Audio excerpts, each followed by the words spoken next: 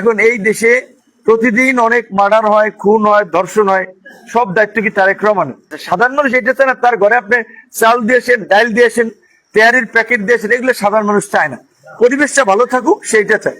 আমাদের যারা নির্বাচনে যেমন রাতের অন্ধকারে মানুষকে এইভাবে কিছু লোককে কিভাবে মারছে আপনারা জানেন। হুরায়রা ছাত্রদলের একজন বড় নেতা, তার বাসার সামনে আগুন দিয়ে অফিস পোড়াই দিছে, তার দোকান সহ। তো এই ধরনের পরিস্থিতি যারা তৈরি করছে, অবশ্যই আমরা সবাইকে নিয়ে কাজ করব, আমাদের কারো প্রতি বিদ্বেষ চাই, কিন্তু আমি মনে করি কিছু মানুষের একটু প্রায়শ্চিত্ত কইরে আসা উচিত। এখন এই দেশে প্রতিদিন অনেক মার্ডার হয়, খুন হয়, ধর্ষণ হয়, সব দায়িত্ব কি তারেক রহমানের? আমার এলাকায় একটা এইখানে মারামারি করে লোক মাথা ফাটালে এই দায়িত্ব কি আমার, এই দায়িত্ব কি আপনাদের? আমরা সর্বোচ্চ পারি যে এই পরিবেশটা যেন না তৈরি, একটা ঘটনা ঘটলে ফার্দার যেন না ঘটে, আমরা লোকজনকে বসে সেট আপ করবো। তো তারপরেও কিন্তু রাজনৈতিক ভাবে একটা দায় দেওয়ার চেষ্টা করবে প্রতিপক্ষ।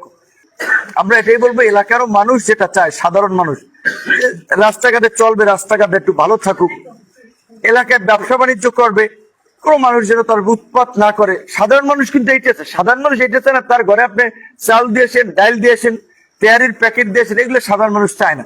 পরিবেশটা ভালো থাকুক সেইটা চায়। আপনারা রাজনীতি করবেন, আপনারা জনগণের প্রতিনিধি, জনগণের সাথে একটু হাসি মুখে কথা বলবেন, কুশল বিনিময় করবেন, এতেই সে খুশি। এই পরিবেশটা আমরা এখানে তৈরি করতে চাই।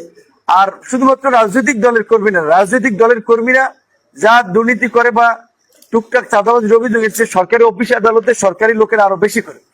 কাজে সেক্ষেত্রে আমাদের কাজ হচ্ছে, আমাদের আয়ত্তের মধ্যে যে সরকারি অফিস আদালত গুলো আছে সেখানে যেন ঘুষ দুর্নীতিবিহীন ভাবে মানুষ সেবা পায়।